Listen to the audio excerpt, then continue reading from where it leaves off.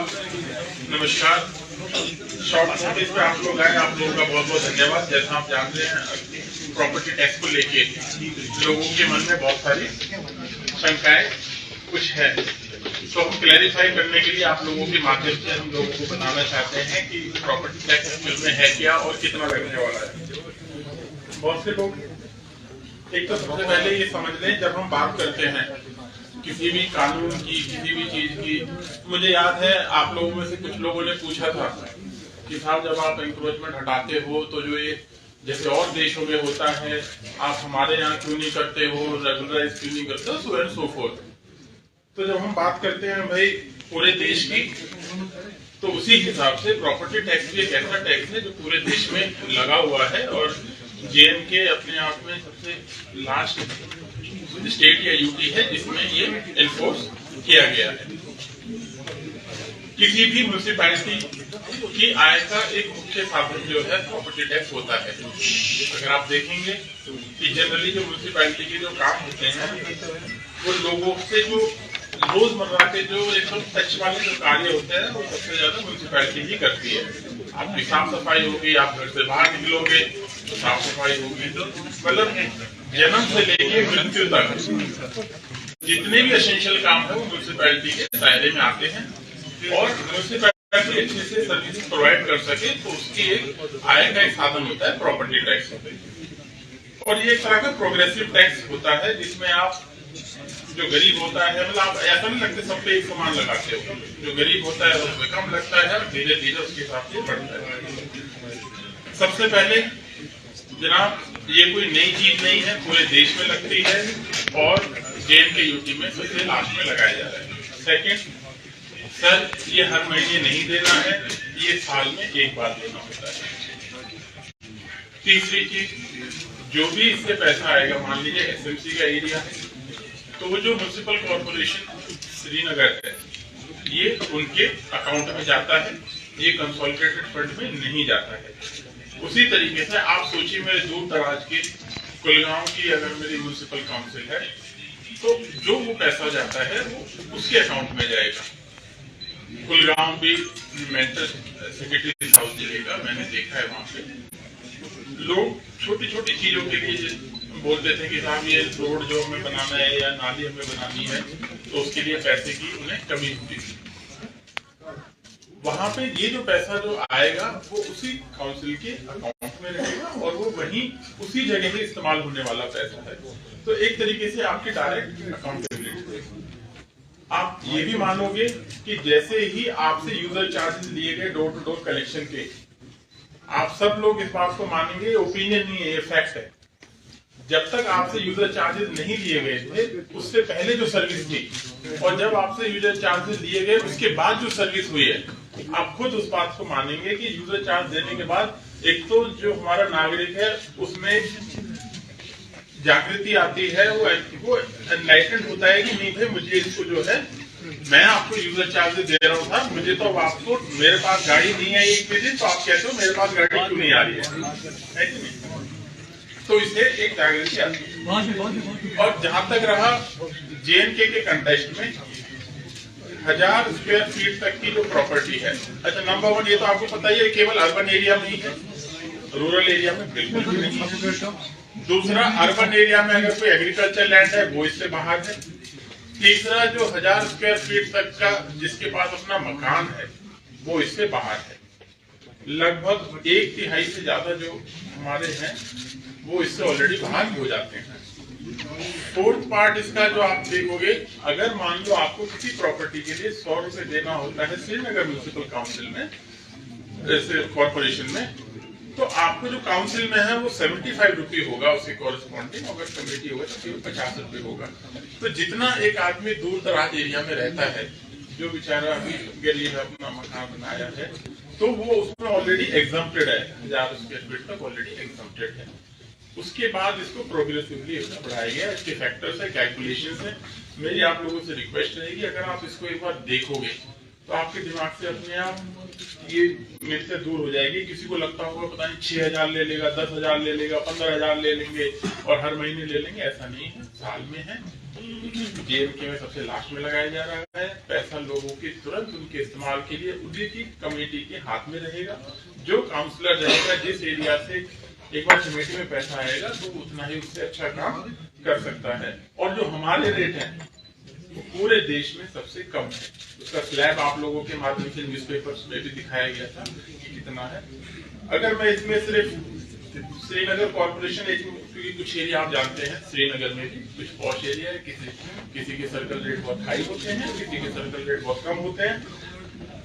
तो एक residential area जो है मान लो 1500 स्क्वायर फीट तक है, तो वो 100 रुपए से लेके 1150 रुपए तक जाता, मतलब मैक्सिमम अगर किसी का सर्कल रेट है। इसका जितना आपका बनता है उसके लिए कैलकुलेटर डिजाइन किया जा रहा है, जो वेबसाइट पे दिखा दिया जाएगा, जिससे आप लोग भी खुद एक बार उसे देख सकते हैं। तो है ना, उसको कर दिया। बाकी इसके बारे में ये आप कुछ बताना चाहेंगे ऐड कर सकते हैं, फिर आपसे क्वेश्चन आप कह रहे हैं कि बोलने दो इसको। Good afternoon everyone. जैसे कि सर ने बड़ी इसको सरल तरीके से समझाया है कि किस तरीके से जो प्रॉपर्टी टैक्स जो अभी 21 तारीख को नोटिफाई हुआ है JNK में, इसको लागू किया गया। 2-3 point sir, I may be there would be a bit of repetition also. सबसे पहले कि जब हम कहते हैं कि प्रॉपर्टी टैक्स ये प्रोग्रेसिव टैक्स होता है। प्रोग्रेसिव टैक्स इसलिए है क्योंकि ये गरीब पे कम, और जिस तरीके की इनकम होती है, जिस तरीके की एसेट्स इंसान के पास होती है, उसी प्रोपोर्शन में बढ़ते हैं। हमारे जनरली जब हम बेसिक टैक्सेस की बात करते हैं, डायरेक्ट टैक्सेस होते हैं, इनडायरेक्ट टैक्सेस होते हैं। इनडायरेक्ट टैक्स होता है जैसे हम GST देते हैं या सेल्स टैक्स देते हैं। फॉर एग्जाम्पल, अगर एक पेन है, ये पेन अगर 20 रुपए का है, इसमें अगर 2 रुपए का टैक्स है, ये 2 रुपए गरीब को भी देने पड़ते हैं, ये 2 रुपए अमीर को भी देने पड़ते हैं, ये 2 रुपए किसी मिडिल इनकम वाले बंदे को भी देने पड़ते हैं।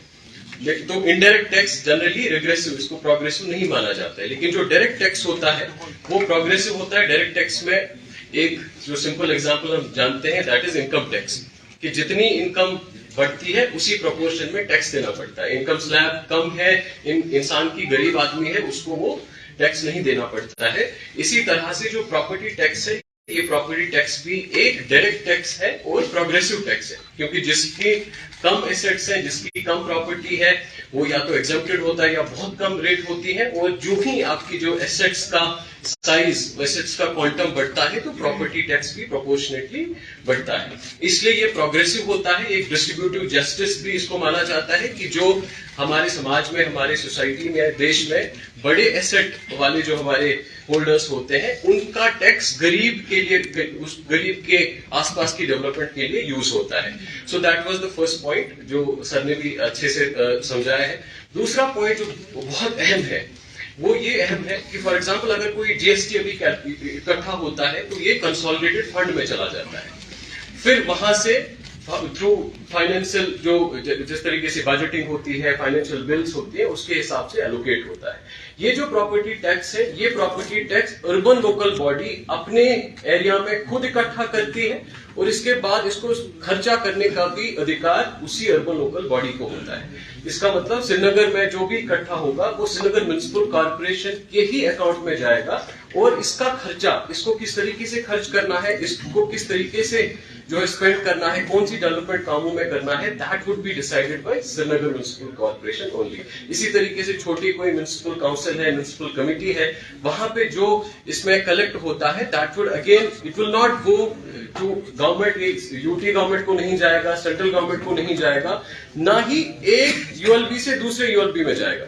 इसका मतलब जो प्रॉपर्टी टैक्स श्रीनगर में इकट्ठा होगा, ये जम्मू में स्पेंड नहीं होगा, ये अनंतनाग की म्युनिसिपल कमेटी में स्पेंड नहीं होगा। इसी तरीके से जो अनंतनाग म्युनिसिपल टाउन में म्युनिसिपल कमेटी जो इकट्ठा करेगी, म्युनिसिपल काउंसिल जो इकट्ठा करेगी, वो सिर्फ अनंतनाग में ही खर्चा होगा। इससे क्या होता है कि लोकल जो म्युनिसिपल बॉडीज होती है, म्युनिसिपल कॉर्पोरेशंस होती है, उनका रिसोर्स बढ़ता है, और इन्हीं कामों से, इसी पैसे से फिर वो लोकली अपनी प्रायोरिटीज को सेट करते हैं, डेवलपमेंट करते हैं।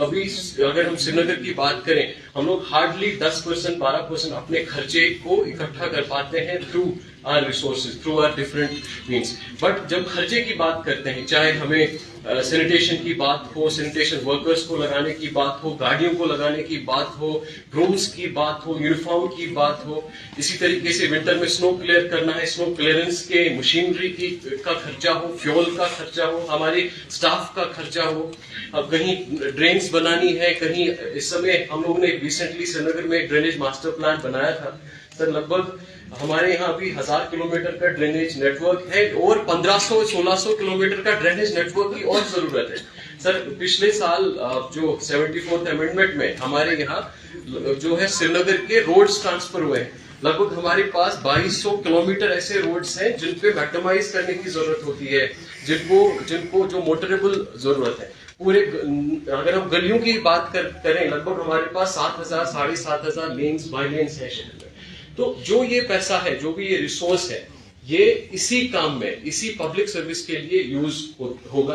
बाकी भी अक्रॉस द कंट्री जितनी भी म्युनिसिपल बॉडीज हैं, चाहे बड़े को अगर हम बीएमसी या अहमदाबाद या बैंगलोर म्युनिसिपल कॉर्पोरेशन को भी छोटे, जो छोटी छोटी या हमारी जो लेवल की या हमारे टाइप की इकोनॉमिकली या जियोग्राफिकली जो हमारी इक्वली सिमिलरली प्लेस सिटीज है या टाउन्स है, वहां पे भी सबसे बड़ा मेजर जो एक इनकम का सोर्स होता है वो ये प्रॉपर्टी टैक्स होता है। और एक जो बहुत अहम जो जेएनके में जो प्रॉपर्टी टैक्स नोटिफाई हुआ है, इसमें सबसे बड़ी चीज ये हुई है कि जो एक मॉडल है, it's a very simple model. दूसरा, इसमें जो रेट्स लगाई गई हैं वो बेहद ही कम रेट्स हैं, काफी लो रेट्स पे जो है इंट्रोड्यूस किया गया है। जैसे सर ने भी अभी बताया, इसमें जो हमारे गरीब तबका होता है, जिसमें अक्सर 1000 वर्ग मीटर स्क्वायर फीट से कम, जो 1000 स्क्वायर फीट से कम जो एरिया होता है, उनको एग्जम्प्ट किया गया है। इसके बाद चाहे 1000 से 1500 है, 1500 से 2000 है, उन सब की भी स्लैब्स बनाई गई है। स्लैब्स इस तरीके से बनाई गई है कि वो मॉडरेटली इंक्रीज होता है, एकदम से जंप नहीं करता है। दूसरा, जब हम ये इनफैक्ट आज जो हमने ये मीटिंग रखी थी, इसीलिए रखी थी कि हमने एक डिटेल प्रेजेंटेशन भी बना के रखी है कि ताकि हम सबको के साथ डिस्कस भी करें किस तरीके से कैलकुलेट करना है, कितना आसान है कैलकुलेट करना।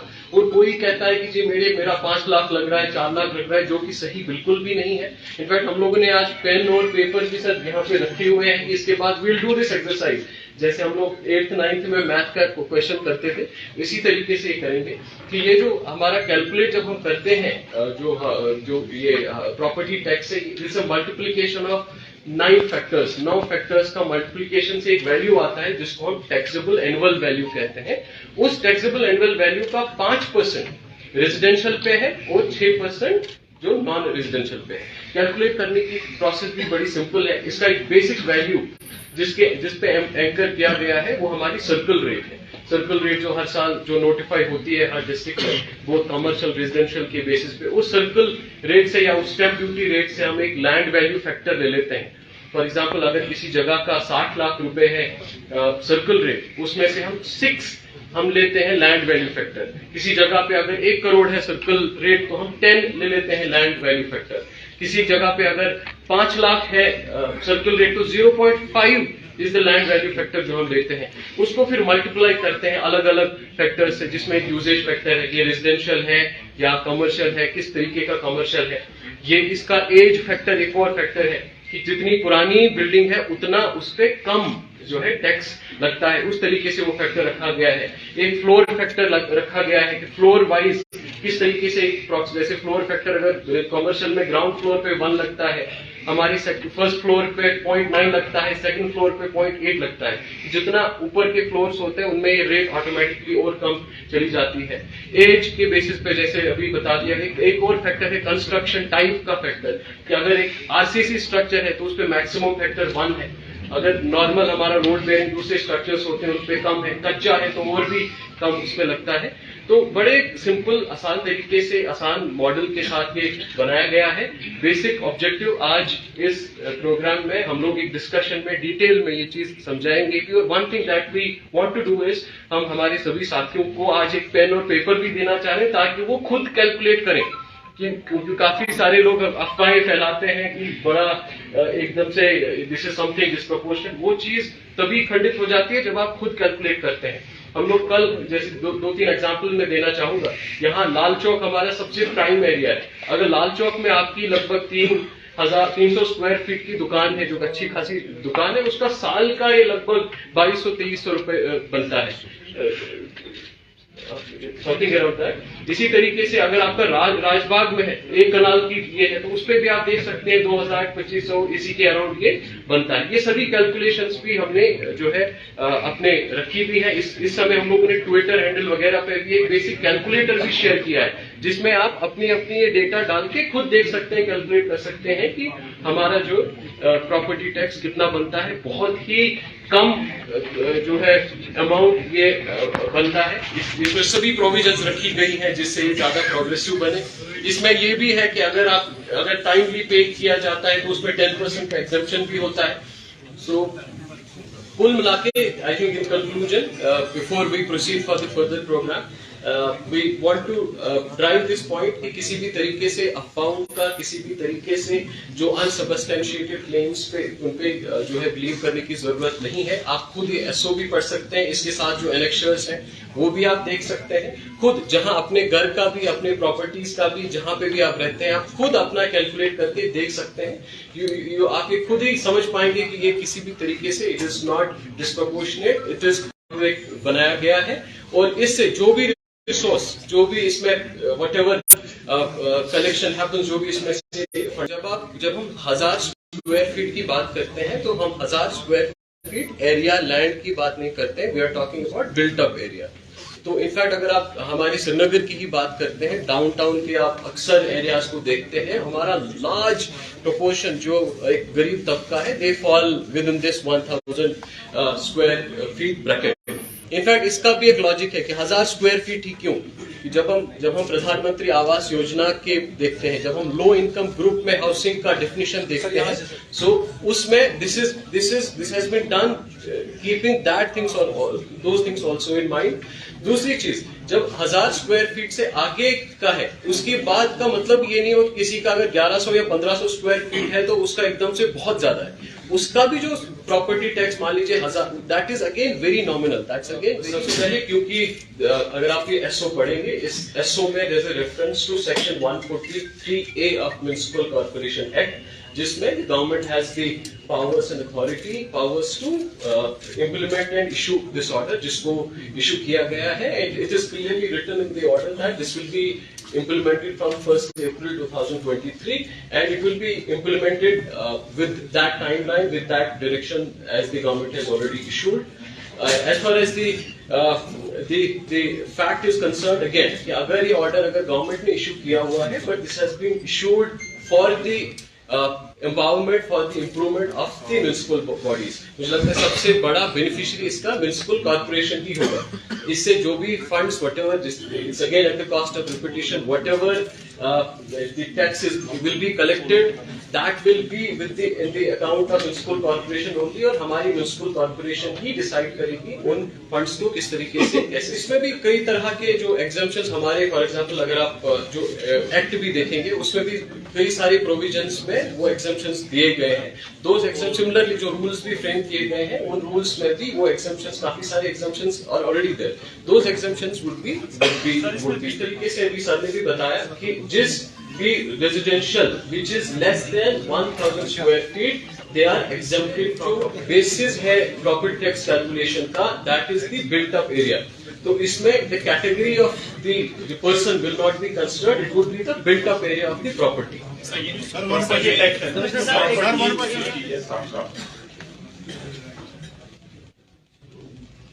नंबर 1 आप ये बताइए, जैसा भी कमिश्नर साहब ने बताया आपको, अगर म्युनिसिपैलिटी 100 रुपए का खर्चा है इसका, तो इसकी इनकम कितनी है? इनकम अपनी बढ़ाई जाए, ये सोचेंगे आप, क्योंकि जब आपको अच्छी सर्विसेज देनी है तो आपको इनकम भी चाहिए, If not property tax, then what else?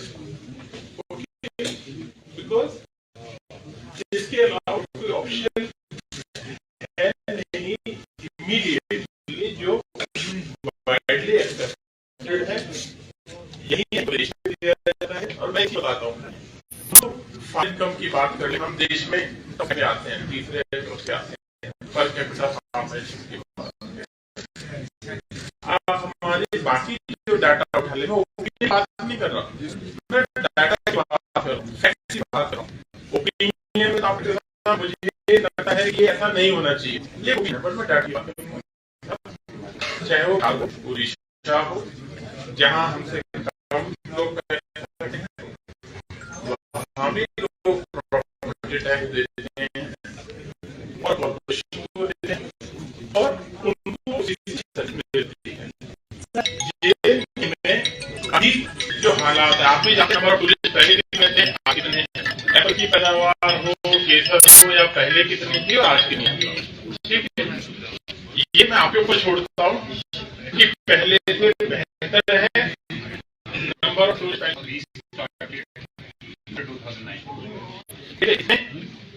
जो एनेबलिंग पावर गवर्नमेंट है, वो आपको पता है ईयर 2020 में एक एनेबलिंग प्रोविजन जो इसमें लाया गया था, जिसको इन्वोक करके ये इसमें कानून को लाया गया है, ठीक, जिसमें इसको लेके आए हैं।